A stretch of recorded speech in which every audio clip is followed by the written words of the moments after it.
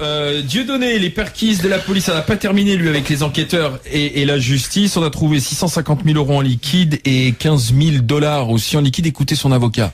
On parle beaucoup de cette somme, effectivement. Moi, je ne la confirme absolument pas. Ça provient de recettes de spectacle. Il n'y a là rien de mystérieux. Les spectacles sont payés par divers moyens, par chèque, par virement, par carte bleue, bien évidemment en espèces également. Donc voilà, oui, bien évidemment, il y a des mouvements d'espèces.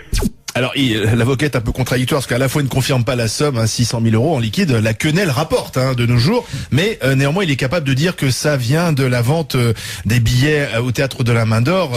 Là, il faudra quand même qu'il précise, sachant que pour ceux qui ont été au théâtre de la Main d'Or, alors peut-être que ça a changé dernièrement, mais ça nous est arrivé il y a quelques années, il n'y avait pas la possibilité de payer avec la carte bleue, il fallait payer en liquide. Voilà, donc ça peut être expliqué effectivement qu'on retrouve 650 000 euros en liquide et des dollars. Visiblement, on paye aussi en dollars la Main d'Or, 15 000 $. C'est ça qui est le plus étonnant. Mais il est peut-être allé changer. Oui, c'est possible, mais en même temps, si tu veux, le théâtre de la Main d'Or, c'est une personne morale. C'est pas un théâtre informel. Il y a bien une société qui a été déposée. Alors, visiblement, c'est dirigé par sa femme. Certes, mais que ce soit dirigé par sa femme ou par le fils du pape, qu'importe. Pardon, Patrice. Mais ça doit déposer une comptabilité. Et a priori, cette comptabilité, elle doit retracer les flux entrants, les flux sortants. Et donc, les 650 000 euros, on devrait pouvoir quand même les expliquer. Surtout pour quelqu'un qui est insolvable. Ouais. Alors, c'est ça. Comme il est insolvable, je termine là-dessus, mais comme il est insolvable et que manifestement il doit de l'argent, y compris à des organismes publics, là il y a même plus de questions. Moi j'avais lu qu'au moment de sa liste antisioniste, il avait été financé à hauteur de 3 millions par l'Iran. Donc j'imagine qu'effectivement ça peut se faire en dollars, en liquide, avec des valises, et que on peut trouver trace. On peut imaginer que ça vient de là maintenant de faire la traçabilité. On n'arrivera pas à le prouver. Ça me paraît évident. Mais vous en pensez quoi vous de Dieudonné, Michel, toute cette affaire? Je trouve terrible qu'on lui ait fait autant de publicité en le criminalisant. Manuel Valls. Oui, il fallait. Il y a un arsenal juridique. On aurait très bien pu effectivement l'attaquer avec l'arsenal juridique en évitant cette criminalisation, parce que je pense qu'il cristallise. Moi, je vois bien, il y a des gens qui viennent me voir à la fin du cours de l'université populaire en me disant mais il est pas du tout antisémite, il est pas du tout. Enfin, je dis écoutez, si quand même, lisez, regardez, écoutez, allez vous renseigner. Donc il y a plein de gens qui considèrent que le ras-le-bol doit pouvoir avoir un nom et que le ras-le-bol il a le nom de Dieudonné. Il y a là-dedans des gens extrêmement dangereux et lui le sait. J'ai diffusé une vidéo de Dieudonné sur la télévision iranienne où il tient des propos terribles. Donc je pense qu'il faut que les gens s'informent véritablement de qui est le personnage avant que de lui apporter leur crédit. Je crois que la déliquescence se cristallise autour du nom de ce personnage. Que répondez-vous à ceux qui disent oui mais il nous fait rire?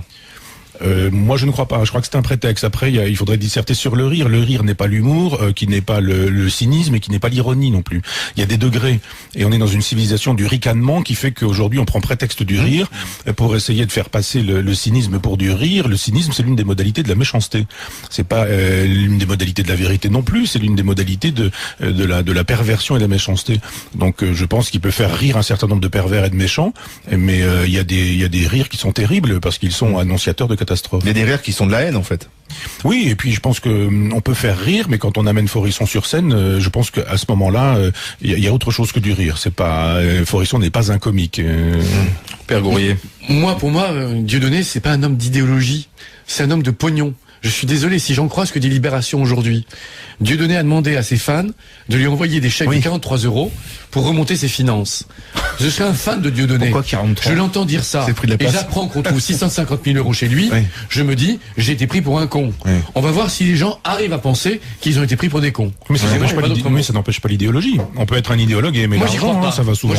Ça va souvent ensemble. Oui. Moi, je pense que c'est un opportuniste qui se sert d'une idéologie nauséabonde. Il a trouvé un créneau. Mais il a trouvé un créneau qui rapporte énormément d'argent. Attendez, la quenelle, ça rapporte. Il a sûrement plus que, il a plus que ma paroisse. Non, mais l'antisémitisme n'est pas un créneau. Je pense que l'antisémitisme, c'est une passion facile. Quand on est dans la situation qui est la nôtre, de crise, de souffrance, de douleur, de misère, de pauvreté, il y a plein de gens qui ne sont pas représentés. Il y a des gens qui roulent sur l'or et des gens qui n'ont pas d'argent et qui ont des difficultés à manger. L'antisémitisme est une façon facile de régler le problème. C'est la question du bouc émissaire. Mais je pense qu'il la concurrence mémorielle, ça marche bien, par contre. Oui, mais Très bien. mais Dieudonné, C'est sur ça, d'ailleurs, que Dieudonné a démarré. Antisémite. Il est sincèrement antisémite. Il suffit d'écouter les propos qu'il tient sous prétexte d'antisionisme, ça me paraît très clair. Mais l'antisémitisme est une passion, et c'est une passion galopante dans nos périodes de crise. En France. Au pays Oui. de... Pas seulement en France, en Europe, partout en Europe. En France, on est bien là-dessus. Au pays